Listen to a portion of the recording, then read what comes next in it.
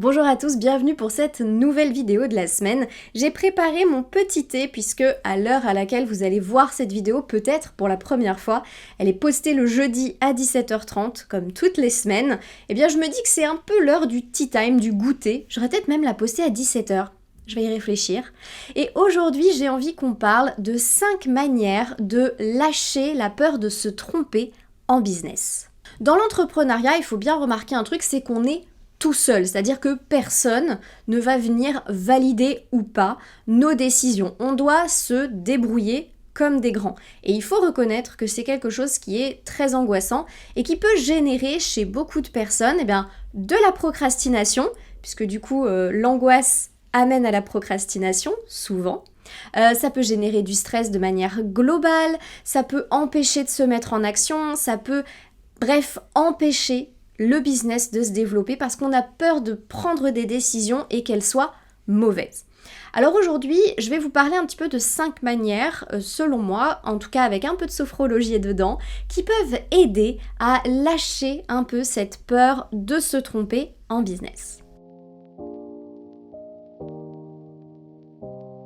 Bonjour à tous, je m'appelle Laure, je suis sophrologue et photographe et j'aide les entrepreneurs à mieux gérer le stress, à éviter le burn-out et à améliorer l'image de soi avec 2 outils thérapeutiques, la sophrologie et le portrait photographique. En premier lieu, je vais vous proposer de réfléchir à pourquoi vous avez peur de prendre les mauvaises décisions. Pourquoi vous avez peur de vous tromper en fait dans votre business? Est-ce que c'est une peur de l'échec? Est-ce que vous avez peur que votre décision elle amène à un échec? Ce qui est tout à fait légitime, c'est une peur très répandu chez les entrepreneurs, chez moi aussi, donc je comprends tout à fait.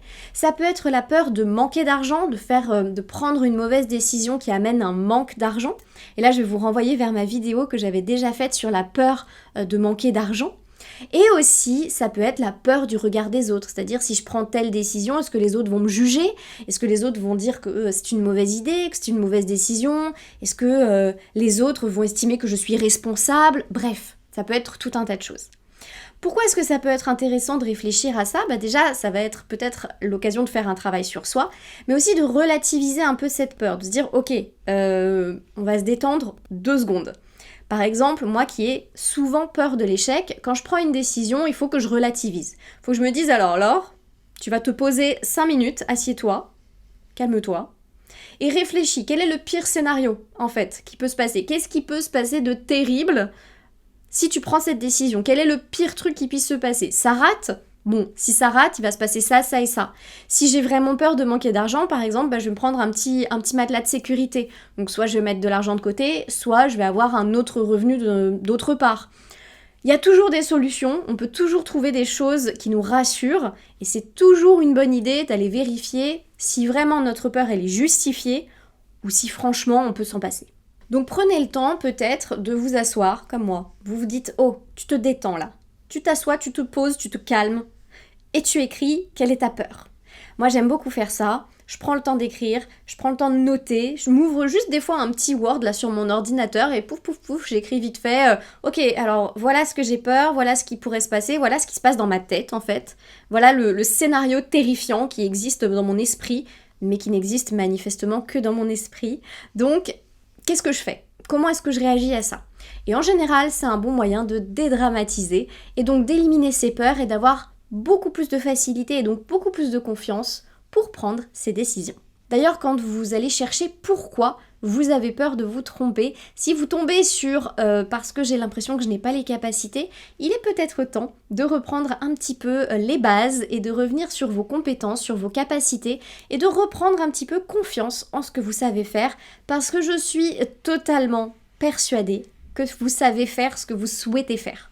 Sinon, vous n'auriez pas l'intention. Vous voyez ce que je veux dire ?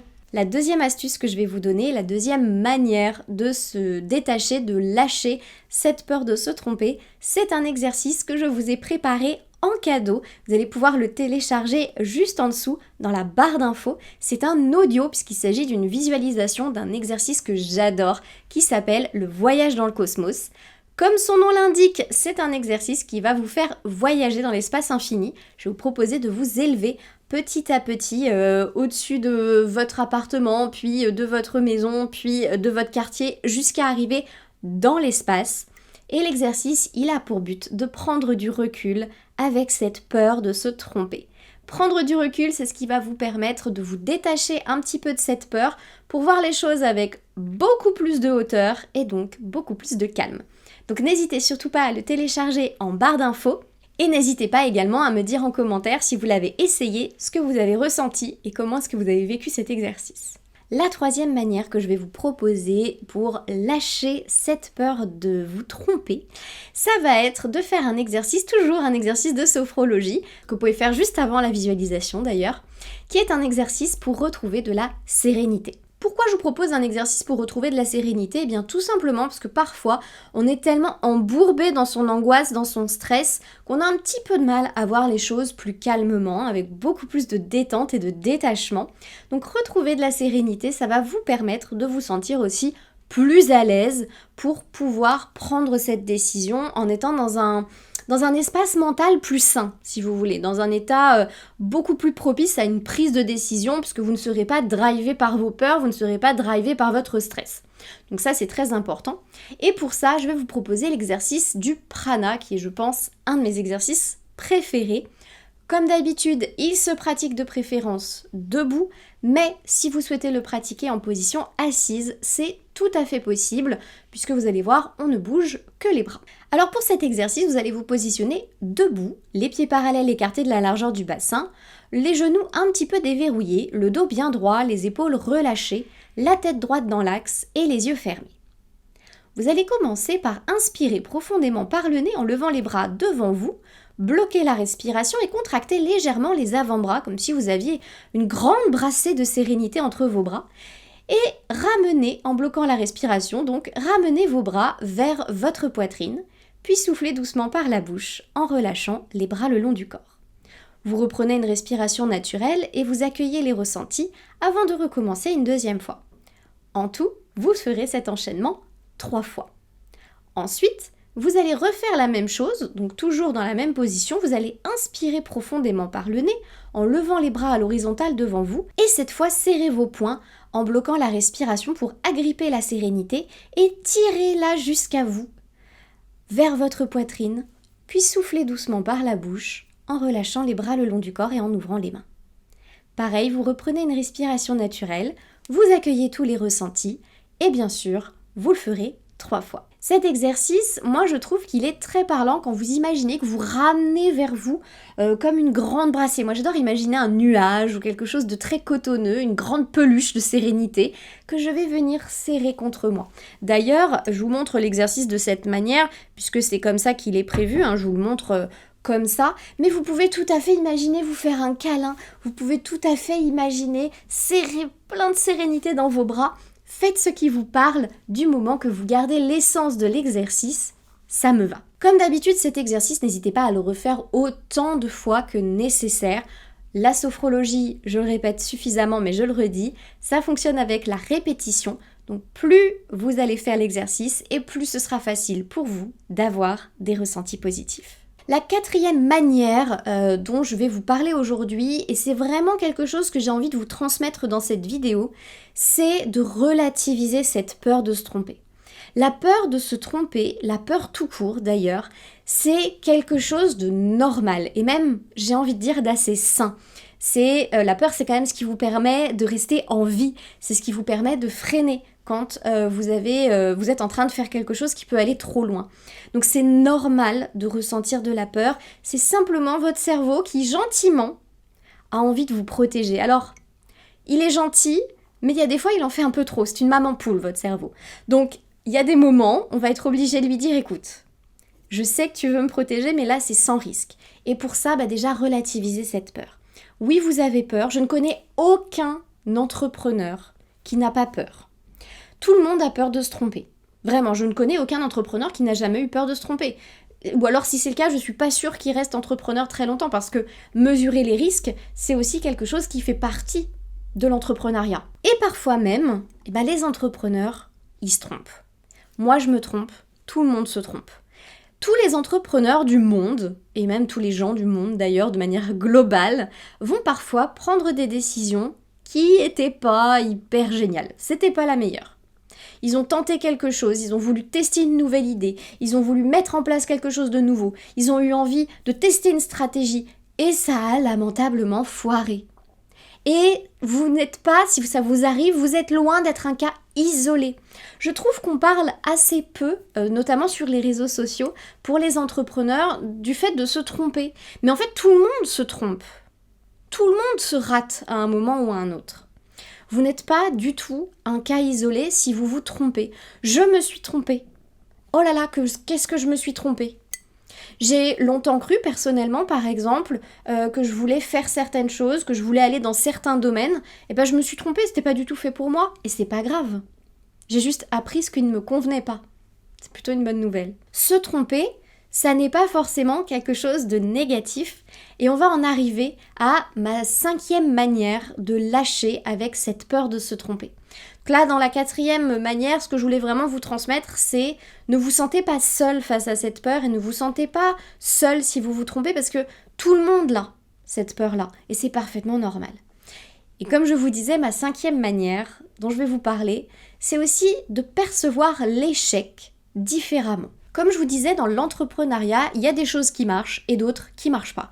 Pas que dans l'entrepreneuriat, d'ailleurs, dans la vie en général. Dans la vie en général, on prend des décisions, il y a des trucs qui marchent, il y a des trucs qui marchent pas. Et c'est ok. Et là, on va se poser une question, enfin moi j'ai envie de vous poser une question aujourd'hui. Est-ce que c'est vraiment un échec ? Ou est-ce que c'est plutôt un apprentissage ? Quand vous avez fait des erreurs dans votre vie, est-ce que c'était vraiment des échecs qui vous ont foutu au fond du trou et qui ne vous ont jamais aidé à relever et qui ont tout gâché dans votre vie et depuis vous ne pouvez plus vous relever ? Ou est-ce que c'est quelque chose que vous avez appris ?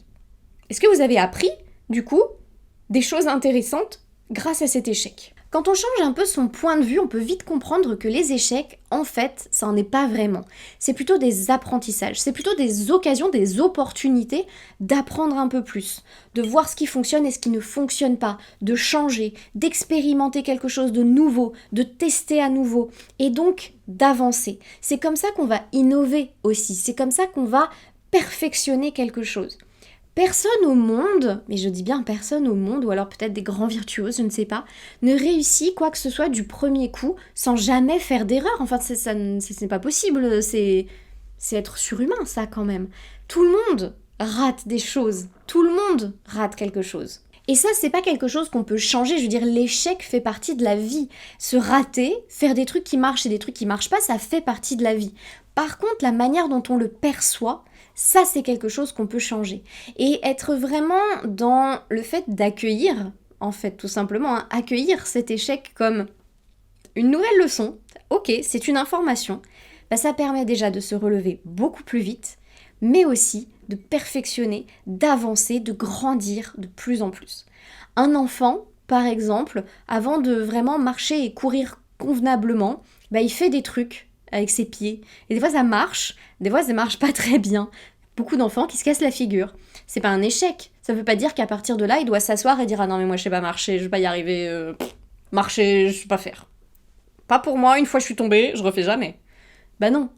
Un enfant, il va tomber, il va se dire « Ah, quand j'ai fait ça, ça va pas marcher. Je vais me relever et puis je vais recommencer. » Et c'est quelque chose qui fonctionne plutôt bien. Dans l'entrepreneuriat, c'est pareil. Vous, comme moi, on est encore en train d'apprendre et on apprendra toute notre vie. Et donc, plus on va aller d'échec en échec, plus on va se rater sur des trucs, et bien plus on va apprendre. Et ce ne sont pas vraiment des échecs, mais simplement des leçons. Et plus on va apprendre, et plus on pourra faire évoluer notre business. Et ça, c'est plutôt rassurant. Voilà, cette vidéo touche déjà à sa fin. J'espère que ça vous aura plu, j'espère que ça vous aura permis de relâcher un petit peu cette peur de vous tromper et que vous pourrez prendre vos décisions avec certes beaucoup de stratégie et de réflexion, mais sans être digéré aussi d'ailleurs par la peur, parce que ça n'est pas du tout ce qui va vous permettre de prendre des décisions saines et sensibles, mais plutôt des décisions drivées par la peur, et nous, on n'en veut pas.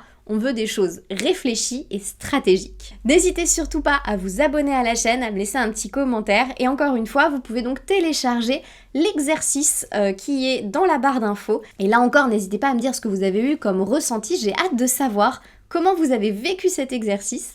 Et en attendant une prochaine vidéo, moi je vais vous souhaiter une excellente semaine et je vous dis à très bientôt.